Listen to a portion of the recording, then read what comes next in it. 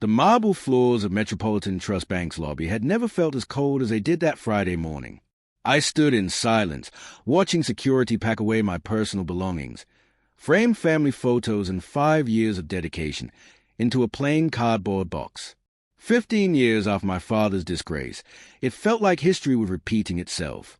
"I expected more from you, Sarah," said Marcus Graham, the bank's chief risk officer. His voice was heavy with a rehearsed disappointment.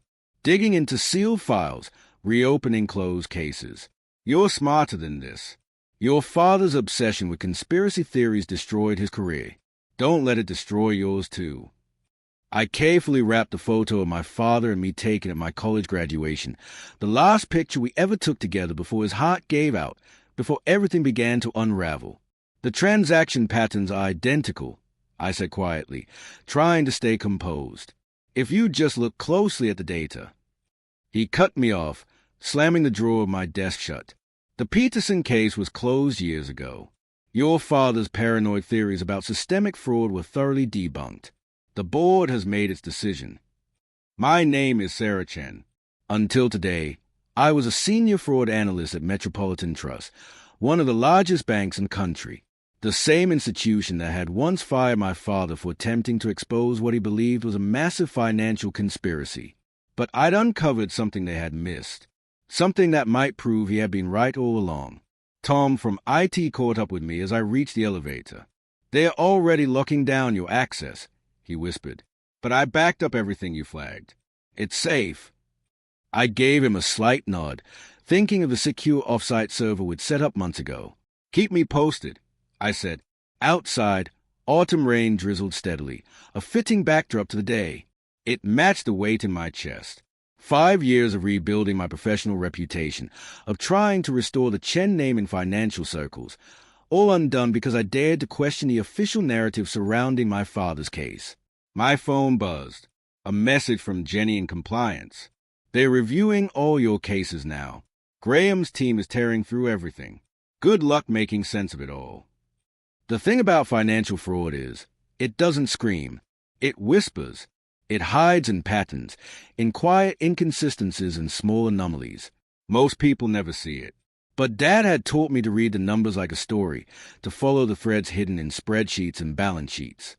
"Never trust the obvious narrative, sweetie," he'd tell me, poring over transaction logs and bank statements at the kitchen table. "Money always leaves a trail, like footprints in fresh snow. You just have to know where to look." I drove to my father's old house, now legally mine, though I'd never change a thing. His home office remained exactly as he'd left it. Financial journals stacked high on the desk, a whiteboard covered in his precise handwriting. But something was off. The old filing cabinet, always locked in my memory, was slightly ajar. Inside, I found a file labeled Peterson, Final Notes.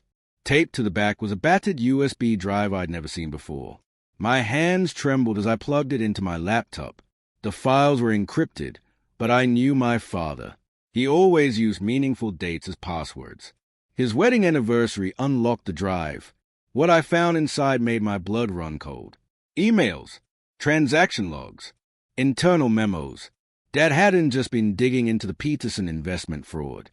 He had discovered something far more dangerous, a pattern of highly sophisticated financial manipulation stretching back decades. But it was one memo, dated 2 days before his heart attack, that stopped me cold. "Sarah, if you're reading this, something's happened to me. The Peterson case isn't just about one corrupt investment manager.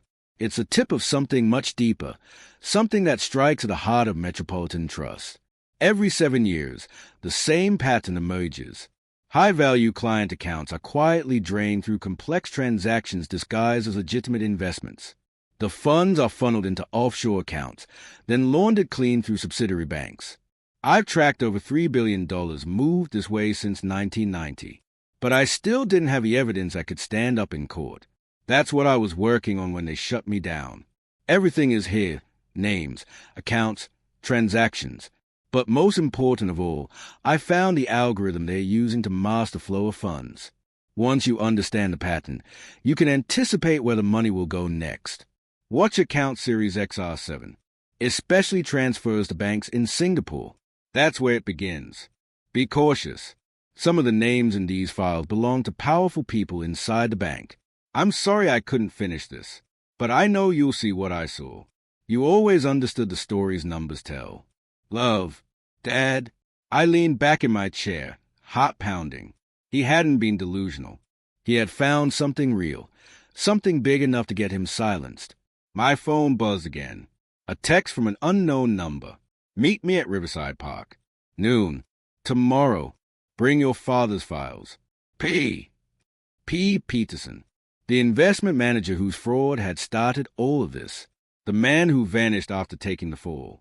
I double-checked my encryption software, making sure every file from the USB was safely duplicated across multiple secure locations.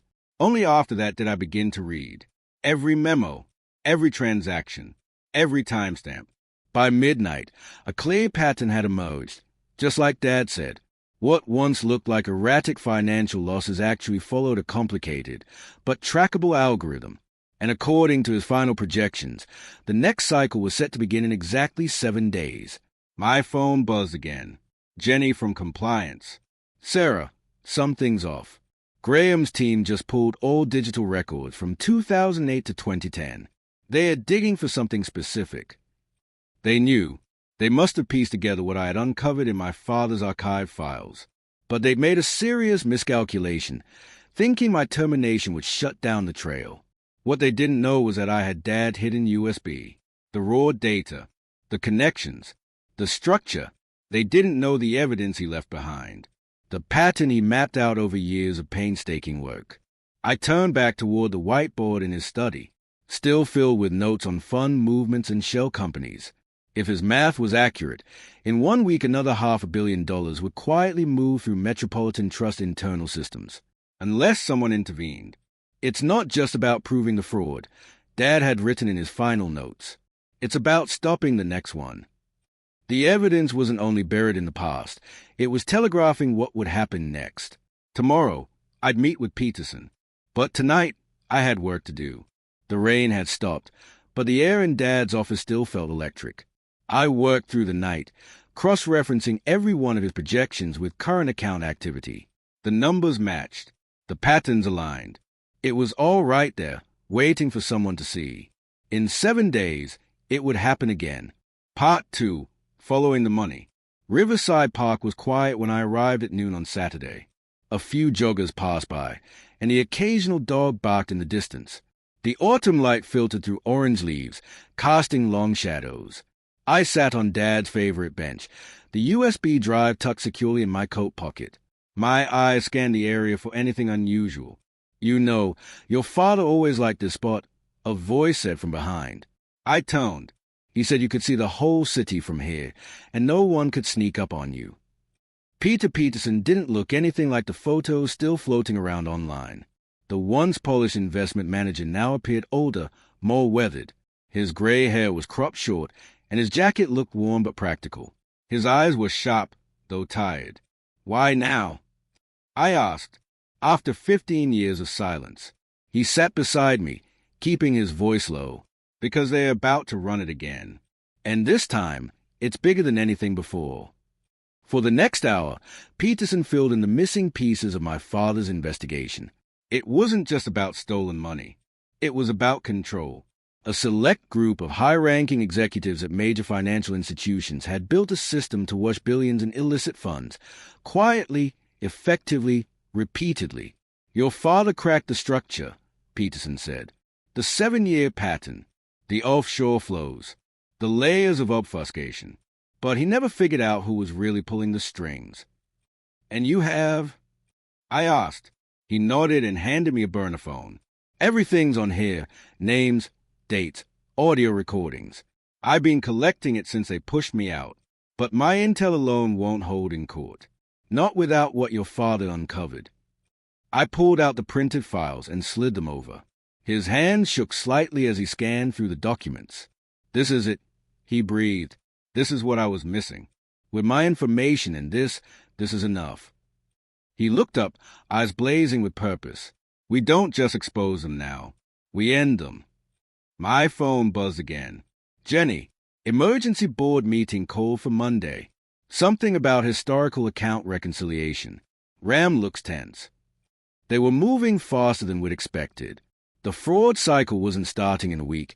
It was starting in 2 days. Peterson read the panic in my expression. "We don't have time," he said, standing quickly. "They are executing now." "Then we need help," I said. "Real help." The next 24 hours were a blur. Peterson made contact with former regulators and a few allies and oversight agencies, people who could still be trusted. Meanwhile, I coordinated with Tom. We dug through live account data, comparing real-time movements against Dad's algorithm, and he had been right about everything. The offshore accounts were being prepared. Shell entities were being registered. Funds were being routed into familiar holding patterns. Just like before, just like 15 years ago. Only this time, we were watching it unfold in real time. Then my phone rang, a number I didn't recognize. I didn't recognize a woman at first. "This is Special Agent Diana Martinez, FBI Financial Crimes Division. We need to speak about Metropolitan Trust." Turns out, the Bureau had been quietly assembling a task force. They'd seen similar patterns across multiple banks for years, but never had enough to link them together. My father's algorithm was the missing link.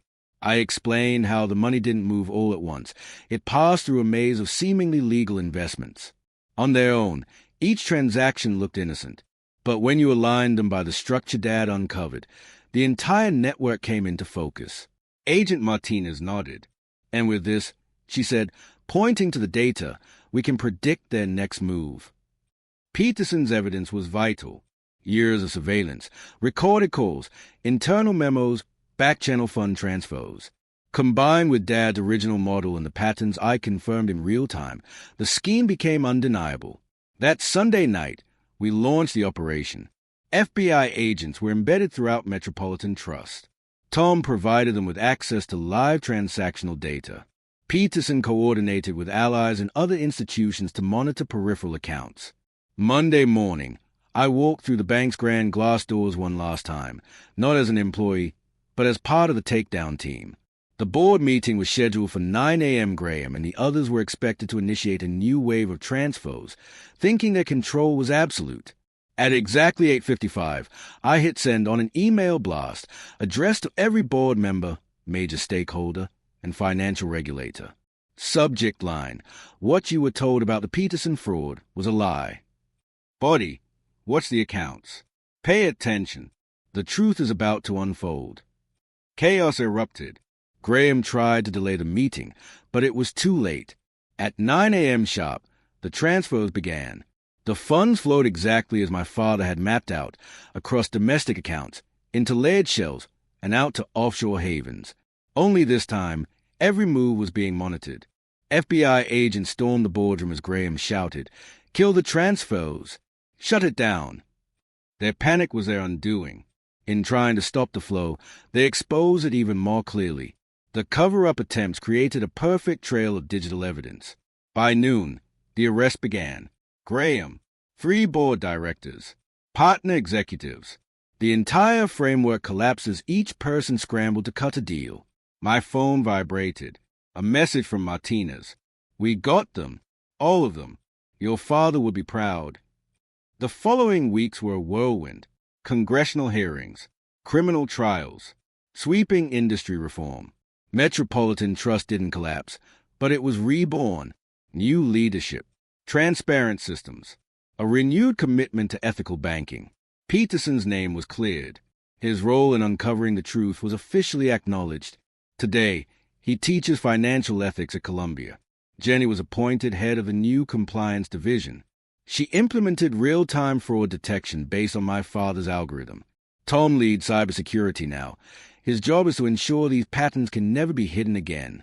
As for me, I was offered my old position back, along with a promotion. I declined.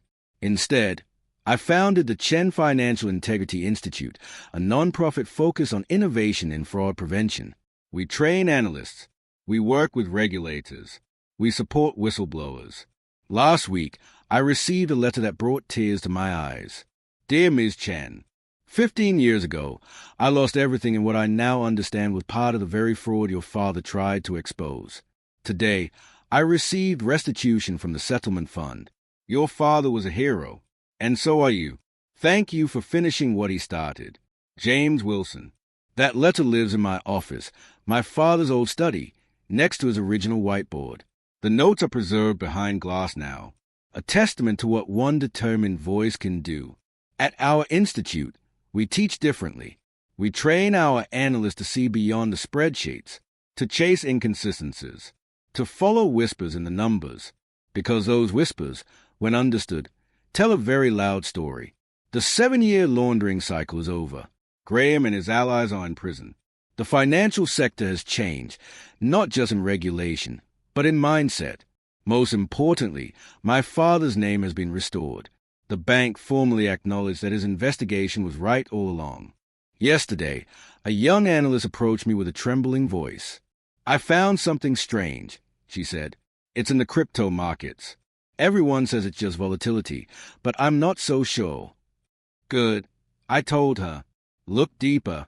Numbers don't lie. They just need someone brave enough to listen. At a financial conference last month, a student asked me what it felt like to be fired that rainy Friday.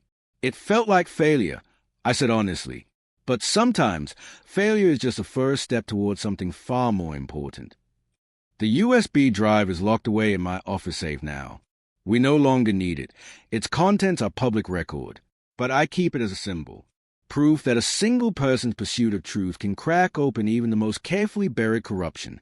All of it began with a father determined to expose injustice, and a daughter who refused to let him be forgotten.